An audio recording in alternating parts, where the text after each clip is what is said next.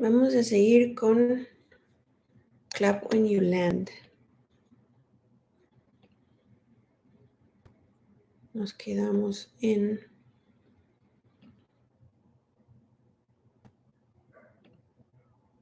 "10 Days After". I keep going to school as if nothing's happened. There was one day where we had one moment of silence. Most of the kids know I had a father in the States who sends money. I'm an oddity at the school. Never been an hija de mami y papi. Children of white-collar society types. The rich, light-skinned Dominicans at this school come from families who own factories, or are children of American diplomats. I didn't have a quinceañera at a country club. I'm American adjacent, with a father who made enough money to keep me in the school uniform, but not enough to contribute to the annual fundraiser or to send me on any of the international trips or to give me a brand new car over Christmas break.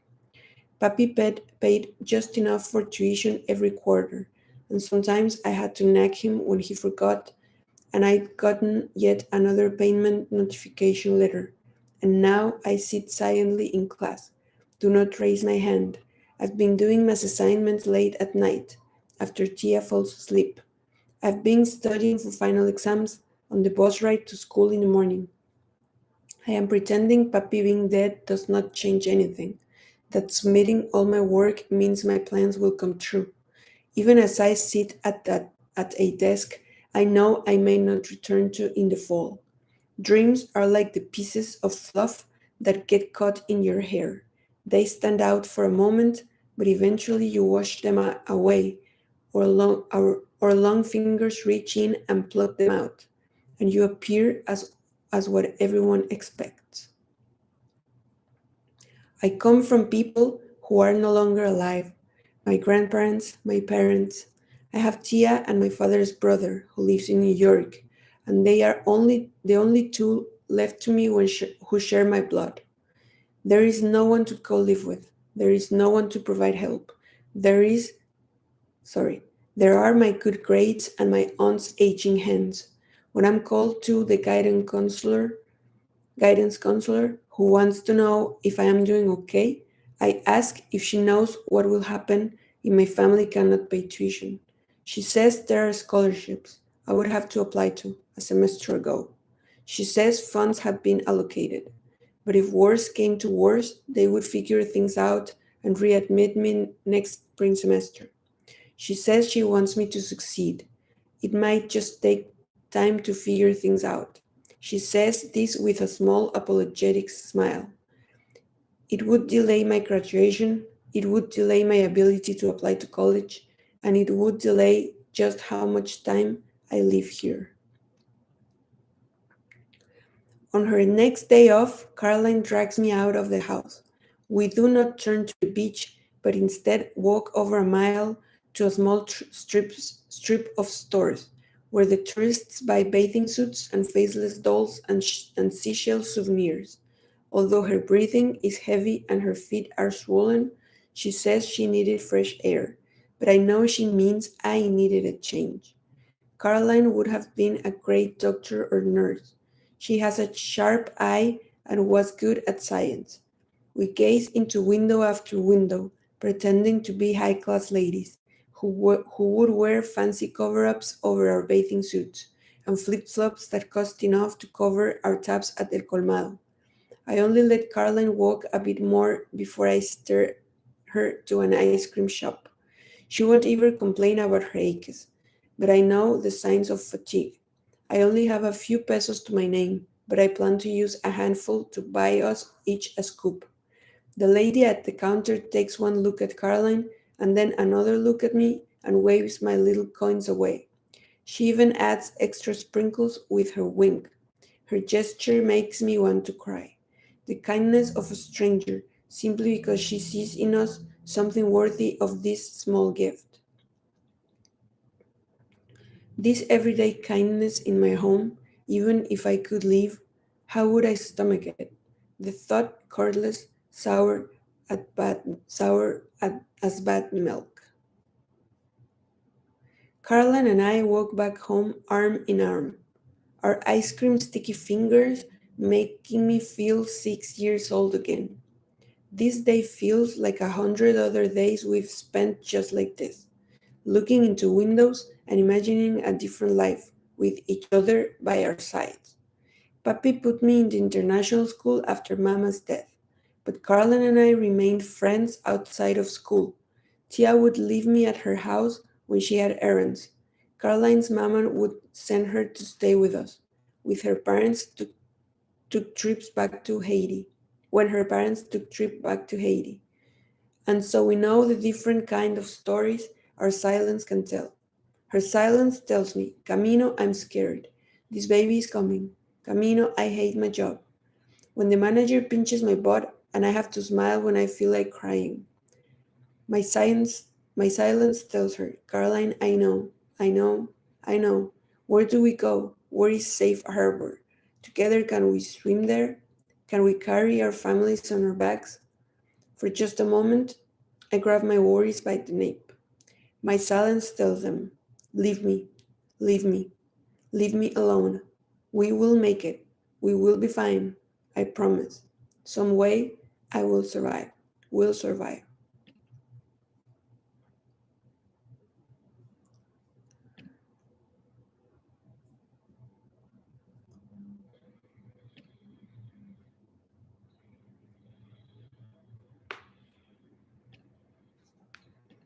Camino Yajaira.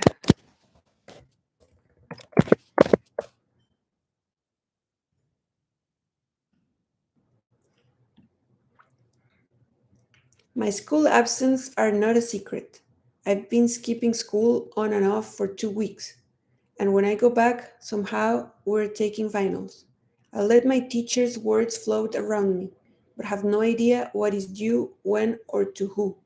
It all feels like such a fake world. None of this can be real. How is it almost summer break? What does an essay on the Tempest matter? What does an analysis of the Hoover presidency matter? What does an exam in trigonometry matter? Which one of those things will explain mechanical failure? Which one of those things will ease how difficult it feels to breathe? I stared out the window into the warm mid June day. Papi left every year from June till September. Maybe the only way to make it through these days is to pretend that in the fall he'll be coming back.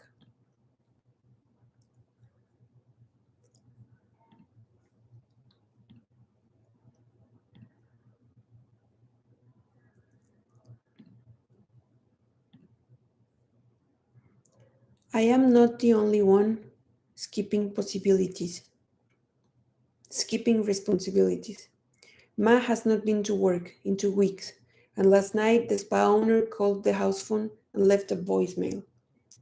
Today I wake Ma up, brush her hair into a ponytail, I clear the chipped polish of her nails and swipe on a pretty pink color.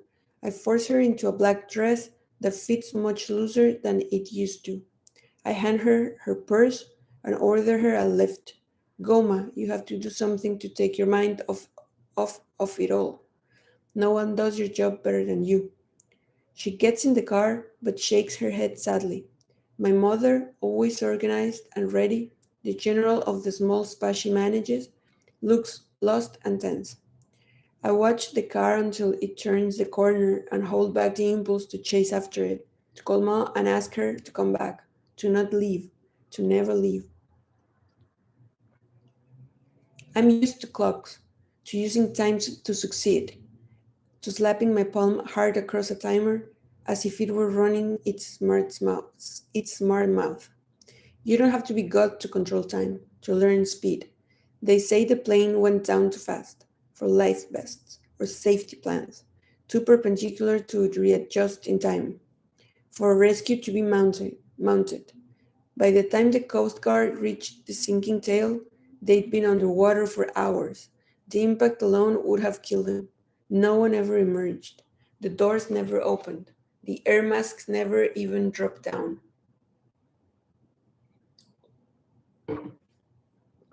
Without fail, most days I'm in school. I get sent to the guidance counselor, but I don't have anything to tell her. She asks me how I'm doing. Stupid fucking question. I want to tell her some days I wake up to find dents on the inside of my palms, from where I've fisted my hands while sleeping, my nails beating into the skin and leaving angry marks. On the days I wake up with smooth palms, I'm angry at myself. There should be no breaks from this grief, not even in sleep. I don't tell her that. I don't tell her anything. I chew on the little green mints she offers and wait for the bell. On the days like today that I don't go to school, I still go over to Dress House, even when she's not there. Dr. Johnson puts her arm around my shoulder and tells me to take my time. Her semester ended a few weeks ago, and she won't teach a summer session for a few weeks more. I decide to organize the books in their living room library while I wait for Dre to come home.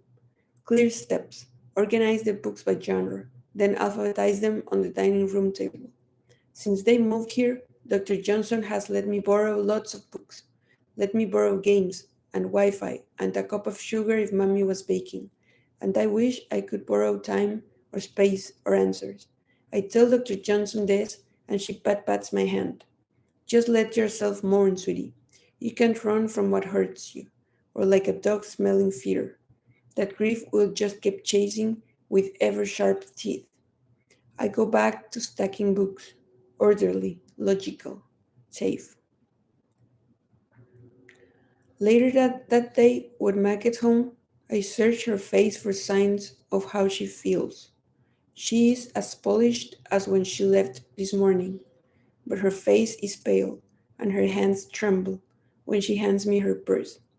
She does not say how much it must have cost her to smile today. At 6 o'clock, Mommy and I go to a grief counseling session. It's the third time the neighborhood associations invited us. There's a Spanish speaking counselor and a priest. Mommy grips my hand, her pale cheeks paler. The room is full, and even before anyone speaks, there are several people silently weeping. Pain hums in the room like a TV on mute, and there is no knob to turn it off. The counselor asks us about loss. I don't know how to say in Spanish. I am a graceful loser. Many times, many things, I've made mistakes that lost the match. Who were Mammy and I playing against? Did God win? Did Papi lose? I know we did. How could the stakes have been so high? We are sitting in a circle. One man says both his parents were on the flight. They were returning to Santo Domingo to retire. A young woman with straight hair that hangs to her waist says her husband had just back from fighting overseas. He was going to visit her sister and the place where he was born for the first time in 20 years. We hear about a little girl going to visit her grandmother, about a young couple flying to their honeymoon. The stories hang in the room like twinkling lights that I could touch. Over 80% of the people on the flight had connections to the island, returning. And when it's Mammy's turn to talk, in a soft voice she simply says, "My husband travels back every year. I feel as I lose I feel as if I lose him again every morning I wake up." Anger swirls up my chest, gets tangled with the words I had meant to say. Mammy's pain seems hungry, and for the first time I wonder if now that Papi's dead, will she learn what I knew, what I haven't been able to talk her about for over a year because I didn't want her hurt, because I was afraid of the kind of change these secrets would rain on our lives. And if she doesn't find out, does that mean the only person in my family who knows Papi's secret is me? When it's my turn to speak, I bite the inside of my cheek. The only thing I give the circle is a tight smile and shrug. On silent accord, Mammy and I agree. We will not go back. The emotions at the group session took up every vacancy in our body, and we have no room, no room, no room left.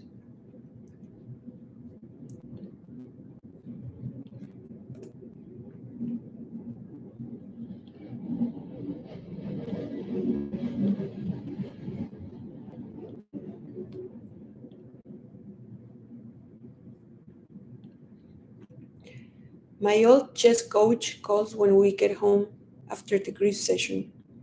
I am doing dishes, cleaning plates Mommy and I filled with food we'd never ate from. My hands are soapy when Mommy hands me the phone.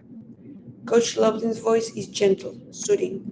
It's the voice he uses when a newbie loses a tournament to a kid half their age. Jahaira, we're all thinking of you. Coach and I worked together for 2 years. He seemed unsurprised when I quit the chess team, as if he'd always known I was not truly interested. He always smiles at me in the hallway and invites me to drop by training sessions, but has never pressured me to rejoin the team. When I hear his voice, my heart squeezes, a wrung out sponge, and I wonder what will happen to the phone if I drop it into the filled sink. Will it float on suds or be weighted down to the bottom? How does the water learn to readjust around a new object? Could we nestle the phone in rice, revive it to ring again? Mammy looks up sharply from the table and gives me her look. Thank you, coach, I say to his kind remarks. Who knew death must be so damn polite?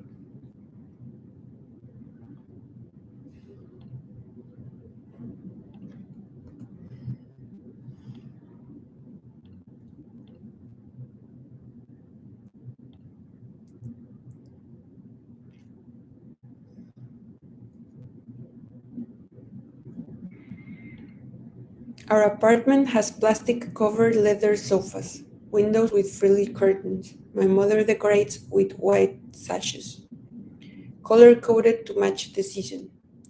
There's a small courtyard out back where we held summer barbecues for the family and neighbors. Unlike most of my friends' families, Papi and Ma owned our apartment in the co-op, bought it when they found out Mommy was pregnant with a girl. Papi said his queens needed a castle, and Morningside Heights would provide. More and more, I sit on the fire escape just to get a chance to breathe. Our house these days is a choked up throat. I cannot exhale myself out of the front door.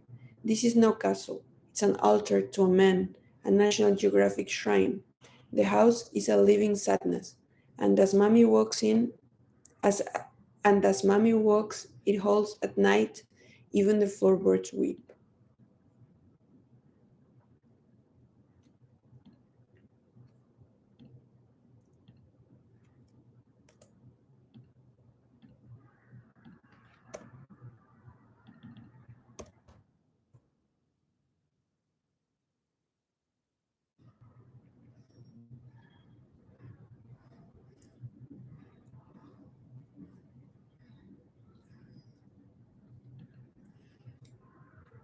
15 days after.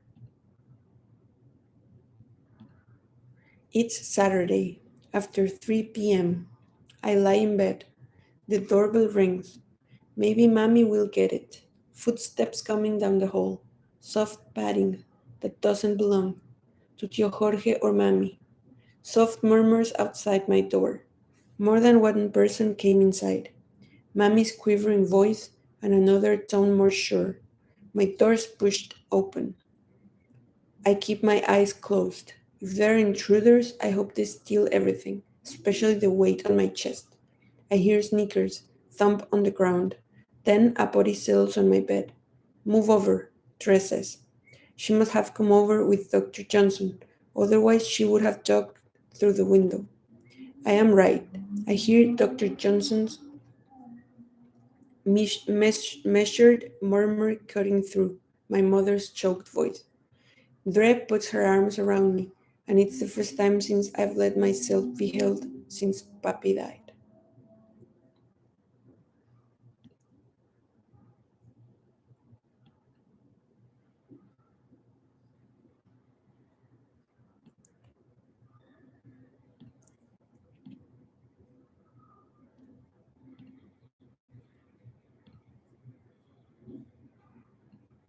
When Dre grabs the bottle of acetone from on top of my dresser, I'm surprised.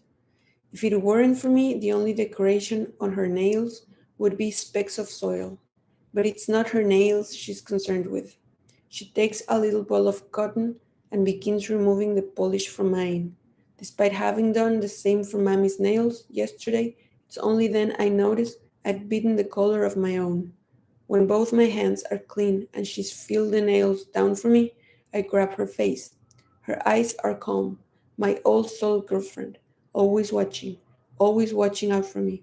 We share a breath before I kiss her, before I bite back the hitch of tears.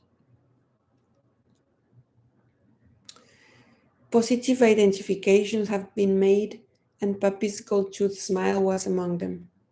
Tio Jorge and his wife, Tia Mabel, show up at 4:05 p.m. My mother's sister, Tia Lydia, and my cousin Wilson show up at 4:32. My father's cousins who work at the billiards show up at 5:12.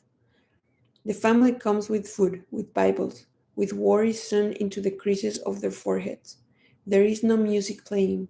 The men talk quietly in the living room and sip Johnny Walker. When Tia Lydia and Mommy go to her room to pray, Tia Mabel appoints herself the general of logistics, doing the things that has been unable or unwilling to do. She calls a cousin about flowers, a childhood neighbor about casket costs. She calls a church a few blocks away to have his name read at morning mass for a week. She calls a relative in the Dominican Republic, is quiet a long time while someone on the other end speaks. There is a call made to El Diario newspaper about publishing an obituary. My cousin Wilson sits on hold with the airline, trying to see when we can claim what's left. The other women come back from the bedroom. Mommy's eyes are dry and hard. Discussion turns to burial plots and whether or not the remains should be taken to the ER. My father was the only one, always through the get togethers, and even in death, he brings us all home. Tio Jorge breaks away from the men when he sees me standing in the living room doorway, swaying on my feet. He leads me to my father's favorite chair, awkwardly pats back my hair. I curl into his hand. Tio Jorge and Tia Mabel do not have children, but they would have made great parents. Tio Jorge knows how to listen, even if all he hears is silence. We sit like that alone. We sit like that a long while. Him patting my hair, me breathing in his familiar cologne. I trust he heard how I heard. I trust he knows I heard without my having to say so. Halfway through the discussion of funeral arrangements, I heave up from Papi's chair, walk to his old school record player, grab one of his favorite artists, and cue the music. My uncles go quiet. My aunt shushes someone on the phone. I lean back in his chair and close my eyes. One of Papi's favorite bachata songs lifts itself into the room. It's about lost love. And although it's a breakup song, the lament do not think, do not cry, do not hurt from another man. The singer feels like it could be speaking to this moment. Before the song is over, Mammy slams her hand on the disc. The music stops mid-tone. It seems fitting, I think, to end right in the middle. She doesn't have to tell me music is inappropriate for mourning. I only needed it for a second to remember a time before this one. Tia Mabel asks Mommy where Papi will be buried, as we're seated around the kitchen table picking out a picture to laminate for mourners.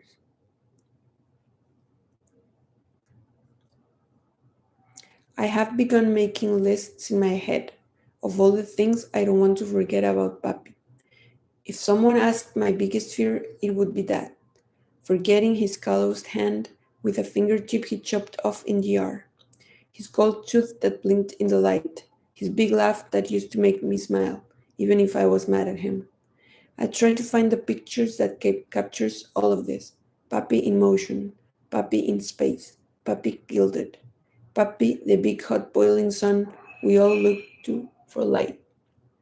I want to forget this whole past year and remember only the good things. Not a single photo captures exactly what I need, and I shove away picture after picture after picture. At Tia's words, something flashes in Mommy's eyes that isn't really sadness. Her hands tighten against her snatched waist. She hugs herself hard. Neither of them looks at me when she says, his real family is here. What's left of him will be buried here. I look at my mother as if seeing her for the first time. She sounds angry. I try to see if she knows what I know, but Tia Mabel makes a sharp sound, and I swing my eyes in her direction. Tia Mabel's mouth looks like a cliff words want to tumble over, but she clamps her lips tight and pulls the sentences off the edge. Tio Jorge shakes his head. Jano always wanted to be buried back home, Zoila. Mami doesn't even look in his direction. He will not be buried there. I am his wife. My heart feels like it's pounding in my chest. Does she know? Does she know? Do they all know? Theo shakes his head and takes a folder out of his briefcase. His wife you might be, Zoila, but you are not his will. He sets a document on the kitchen table. My mother picks up the papers, as if they will origami themselves into fangs. Then she laughs. So this he planned for? And Tia shoots a glance at me. The other matter too, Zoila, you agreed. Mami puts the papers down without reading, straightens and smooths them as if fixing a boyfriend's tie. Mami turns her back to us, stands by the window. He was our first, and he will be our last. He was ours first, and he will be ours last. Pero if this is what he wanted, then take him back. But we won't be the ones there to see him buried. I want to agree with Mami, but I can't. The part of me that isn't the part of me that is my father's daughter, that sat on his lap and laughed, that had her hand apparently guided by his, that girl knows it isn't so simple. If Papi is buried in the yard, I want to be there.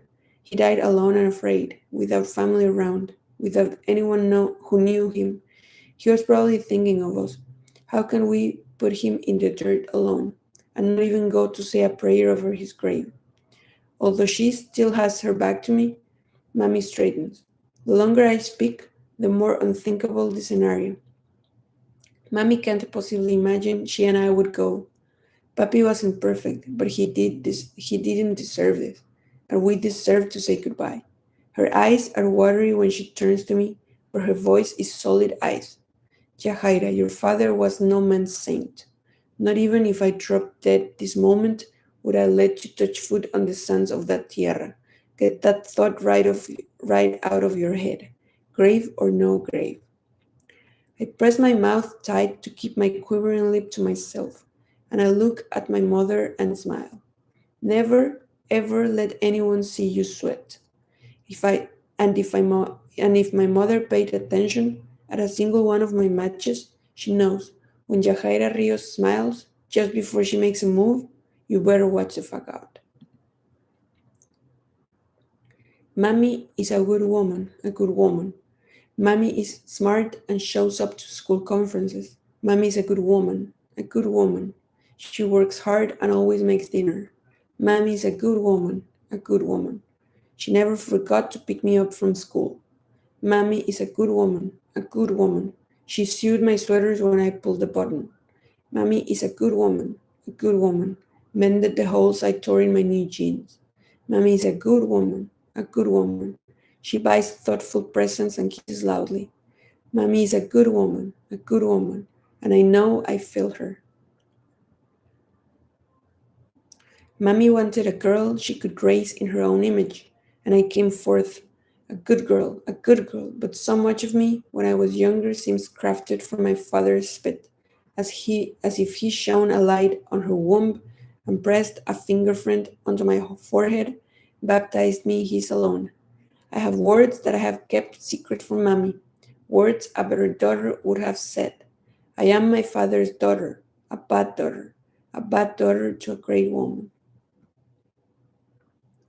The thing I learned about my father is like a smudge on an all white dress. You hope if you don't look at it, if you don't rub your finger in the spot, then maybe it won't spread. Then maybe it will be unnoticed. But it's always there, a glaring fault. Papi had another wife. I found the marriage certificate. The date on the form was a few months after my parents' own marriage here in the States. And as if to ensure that anyone who stumbled across this envelope got it right, there was also a small picture included. My father with a beautiful brown woman with long dark hair, both of them in all white, as she carried a bouquet, smiling up into his face while he stared steadily and seriously at the camera. My father had another wife, and I know my mother could not have known, could not have been the type to stay while her husband strayed year after year after year. This other woman, the reason my father left us, broke trust, ignored the family he left behind. And when he returned last summer, I didn't know how to look him in the face and pretend. So it was easier not to look at him at all. When the only words I owned were full of venom, it seemed better to stop speaking to this man since the only option was to poison us all. Pausa.